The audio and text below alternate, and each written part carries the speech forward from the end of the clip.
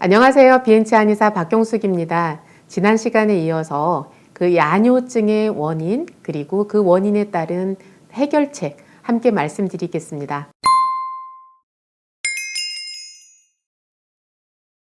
지난 시간에 그 야뇨증의 원인으로서 4가지 말씀드렸었죠? 혹시 기억하시나요? 물을 너무 많이 마셔서, 또는 두 번째는 이제 소변량은 적으면서 자주 보게 되는 경우는 방광이 과민해져서 그렇다. 그리고 세 번째는 소변량도 많고 자주 보게 되는 경우에는 뇌에서 항이뇨 호르몬이 잘 분비되지 않아서 그렇다. 이것을 한의학적으로는 신장이 허해지냐 아니면 폐기가 약해지냐 이런 것들에 대해서 처방법들이 따로 있다 말씀을 드렸고요.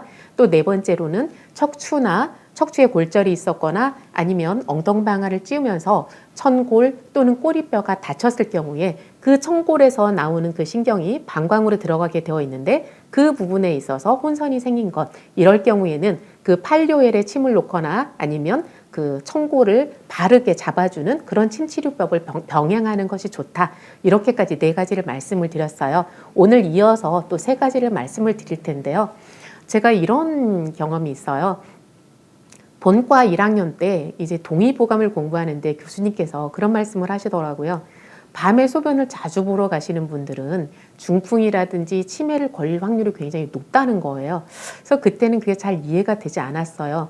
그런데 이제 제가 진료를 하면서 이제 중풍이 이미 발생하신 분들, 그리고 이제 그러니까 뇌경색이나 뇌출혈이죠. 아니면 치매나 파킨슨이 있는 분들을 보면 거의 한결같이 밤에 소변을 어마어마하게 자주 보더라는 거예요. 그런 분들은 대개 한두 번 정도가 아니라 뭐 6번, 7번, 심지어는 10번 이상 가시는 분들도 있어요. 자, 이것이 어떤 연관성이 있을까 생각해 보면 좋겠는데요. 밤에 소변을 자주 보러 가는 분들은 기본적으로 그 소변을 보다 보니까 잠을 잘 못 주무시죠? 그러면 뇌도 휴식을 취하지 못하는 거예요. 그러다 보니까 몸에서는 계속해서 어떤 활동을 하는 것처럼 이제 활성산소가 쌓이고 어떤 노폐물들이 쌓이고 이러면서 우리 몸에서 어떤 노화를 더 촉진시킨다는 거죠. 그러다 보니까 뇌에서의 어떤 이상이 생길 확률이 굉장히 높다는 거예요. 그러니까 뇌에서 중풍이라든지 파킨슨이라든지 치매라든지 이런 건 없는데도 불구하고 소변을 많이 보고 자주 보는 분들, 이런 분들은 그 항이뇨 호르몬이라는 것, 그것이 잘못돼서 그럴 수도 있지만, 그런데 그 항이뇨 호르몬 하나가 아니라 뇌 전체적으로 여러 가지 문제가 한꺼번에 오는 그런 경우들이 발생을 한다는 거죠. 자, 그래서 이제 거꾸로 또 소변을 자주 보는 분들이 중풍이라든지 치매가 올 확률이 높다, 이런 말씀을 드린 건데요. 그런데 오늘은 자, 밤에 소변을 자주 보는 것의 원인으로서 또 이제 중풍이라든지 치매, 파킨슨 이런 게 있다는 거예요. 그래서 이제 원래부터 소변을 자주 봤는데 그러다가 중풍, 치매가 오는 경우도 있지만, 그러지 않았는데 중풍이 오고 치매가 오고 파킨슨이 온 다음에 이렇게 소변을 자주 보는 분들도 계시다라는 건데요. 자, 이것을 어떻게 감별하면 좋냐면, 소변 양도 많고 소변을 자주 보고 할 때 항이뇨 호르몬이 잘 분비되지 않아서 그런다 했잖아요. 그래서 그럴 경우에 병원에 가셔서 항이뇨 호르몬제를 타다 드시면, 그러니까 원인이 그거 하나라면 항이뇨 호르몬제를 타다 드시면, 그러면 거짓말같이 밤에 소변을 안 보게 돼요. 그런데 한의원에 내원하시는 분들을 보면 이거를 먹어도 안 되고 저거를 먹어도 안 되고 안 돼서 이렇게 오는 분들이 많단 말이에요.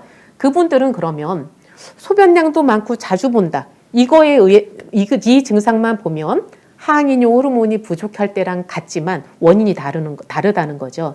자, 그럴 때는 아직까지 나한테 어떤 병증으로 나타나지는 않았지만 파킨슨이나 치매가 이미 진행되고 있는 것 아닌가, 그걸 의심해 보라는 거예요.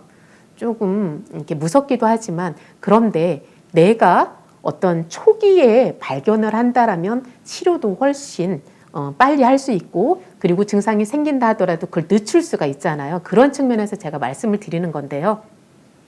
자, 소변을 자주 보고 그리고 소변량도 많아요. 그런데 항이뇨 호르몬제를 먹어도, 아니면 한의원에서 그거에 따라 약을 드셨는데도 잘 치료가 안 돼요. 그럴 경우에 파킨슨이나 치매를 한번 의심해 보라는 거예요. 자, 그렇다면 이 소변 자주 보는 거 말고 어떤 증상을 더 살펴야 되느냐?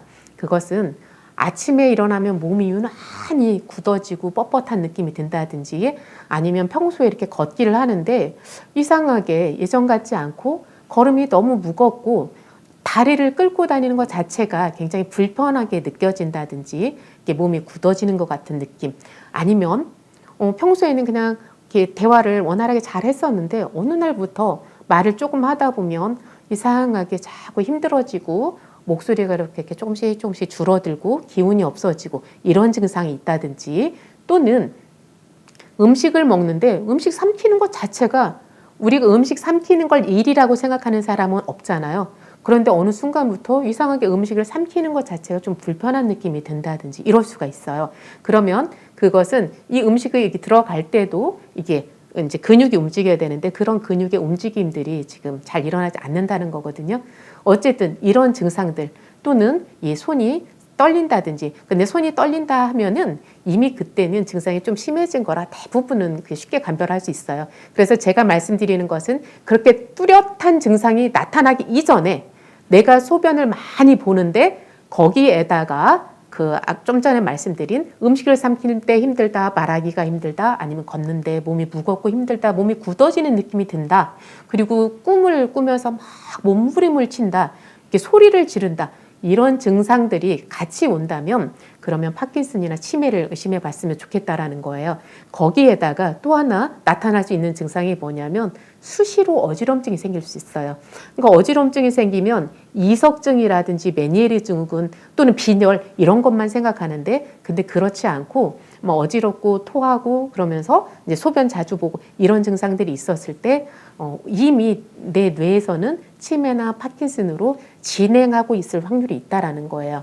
그래서 이 부분은 조기 진단을 내릴 수 있는, 내 스스로가 조기 진단을 내려서 그거를 늦출 수 있는 중요한 단서가 될 수 있기 때문에 제가 좀 더 자세히 말씀을 드렸습니다. 자, 오늘 또 두 번째로 말씀을 드릴 것은 나트륨 부족이에요. 제가 이렇게 소화 기능이 떨어진 분들이라든지 몸이 많이 약하신 분들은 너무 싱겁게 드시려고 하지 말고 좀 짜게 드셔라, 그 대신에 좀 건강하게 짠맛을 드셨으면 좋겠다, 이런 말씀을 자주 드렸죠.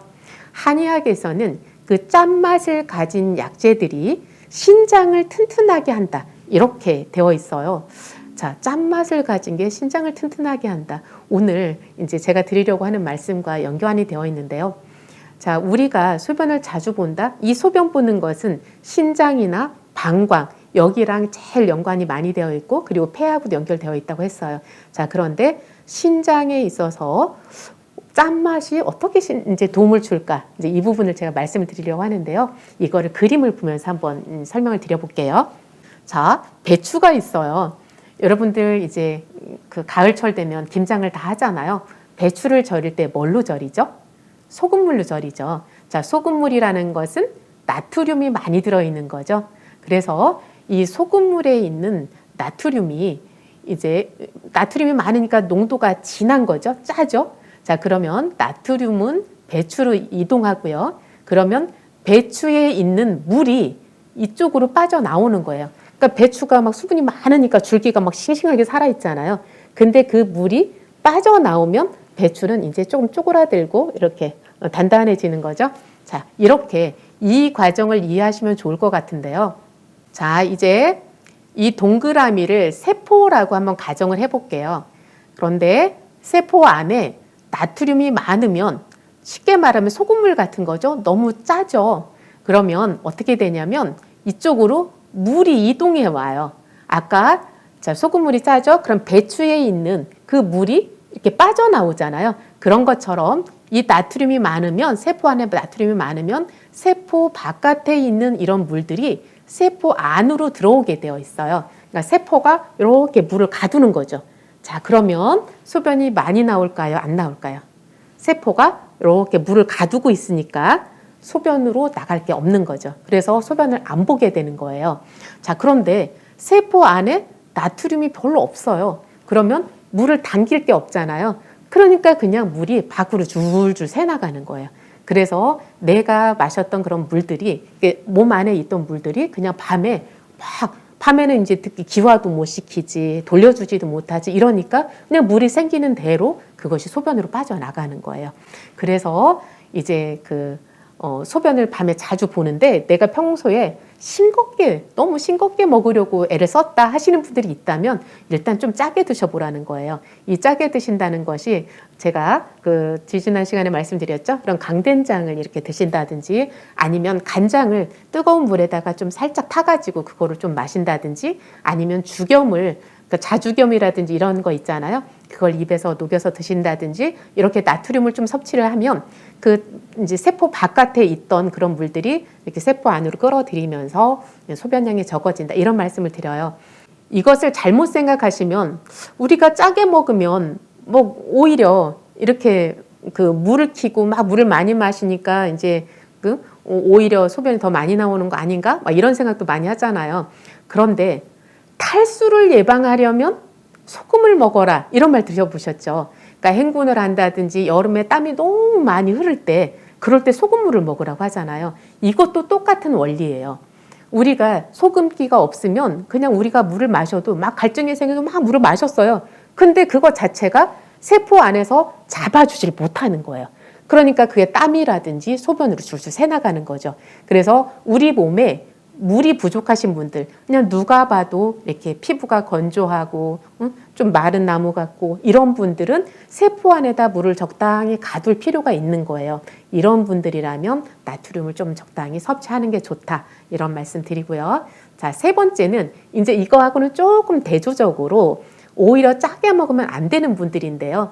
낮에 주로 하체 쪽으로 부종이 있는 분들이에요. 그래서 뭐 양말 자국이 막 나 있고 다리가 땡땡해가지고 막 터질 것처럼 아프고 이런 분들 계시죠.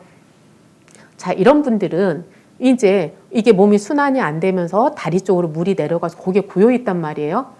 근데 그 상태로 잠을 자게 되면 잠을 잘 때는 이제 다리가 아래로 가 있지 않고 이렇게 평평하게 눕잖아요. 그러면 어떻게 되겠어요? 그 아래로 있던 물이 이제 이렇게 위로 올라가는 거예요. 자, 이렇게 밑에 있던 물이 이렇게 하니까 그럼 물이 이쪽으로 이렇게 들어올 거 아니겠어요? 그러면 고여있던 물이 위쪽으로 이렇게 올라오면서 그것이 이제 소변으로 배출되게 돼 있는 거예요. 자, 그렇다면 다리 부종이 심한 분들은 밤에 소변을 자주 볼 수 있다. 왜냐? 그 부종을 해결을 해야 되잖아요. 계속 분째로 살아갈 수 없잖아요. 이제 그러면 이런 분들은 어떻게 하면 좋냐면 그 부은 상태대로 바로 잠이 들면 그것이 밤에 소변으로 이렇게 나오게 되어 있으니까 적어도 잠자기 한 2시간 그 이전에 부종을 풀고 주무시라는 거예요. 그럼 어떻게 하면 좋냐? 이제 다리를 좀 높은 베개 위에다 이렇게 올려놓고 그 상태에서 발목 운동을 하는 거예요. 발목을 꺾었다 내렸다 또는 이렇게 치기를 한다든지 아니면 붕어처럼 막 흔든다든지 아니면 이제 좀 기계 도움을 받는 거죠. 이렇게 종아리 부위에다가 이렇게 막 탈탈탈탈 해주는 그런 마사지기를 활용한다든지 이렇게 해서 운동을 하면 그러면 이제 순환이 되면서 이게 이제 부기가 아래에서 이렇게 위로 올라가요. 그러면 그게 이제 심장을 통해서 이렇게 다시 이제 걸러서 이게 소변으로 나오게 되는 거예요. 근데 그 소변을 잠자기 전에 보고 주무시라는 거죠. 이런 원리예요. 자, 그래서 오늘 이제 지난 시간에 4가지 말씀드렸고요. 오늘은 이제 소변량이 많으면서 지나치게 자주 본다? 그러면 파킨슨이나 치매가 같이 진행되고 있는 건 아닌지 한번 의심해 보자. 그래서 그것과 동반된 증상들 이거를 같이 이제 살펴보면서 내 스스로 판단이 좀 어렵다면 이제 전문의 선생님들을 찾아가서 같이 의논하면서 이렇게 원인을 찾아봤으면 좋겠고요. 그리고 이제 다음으로는 나트륨이 부족한 경우 이럴 때에는 조금 짠 된장 아니면 죽염, 간장 이런 것들 먹는 방법을 써보자 말씀드렸고요. 그리고 다리에 부종이 있는 경우 이때는 잠자기 전에 이 부종을 해결하고 그리고 소변을 한번 시원하게 보고 그렇게 주무시자 이렇게 말씀을 드렸습니다. 자, 지난 시간에 4가지 말씀드렸고요. 오늘 3가지 또 말씀을 드렸어요. 이렇게 7가지로 나누어서 원인과 이제 해결책 찾아보았는데요. 이 중에 어느 것에 해당이 되는지 그래서 그 해결책을 잘 찾아서 야뇨증의 밤에 소변 부는 문제들을 깨끗이 해결하고 깊은 잠을 주무실 수 있으시면 좋겠어요. 그래서 더 건강해지시길 바라겠습니다. 고맙습니다.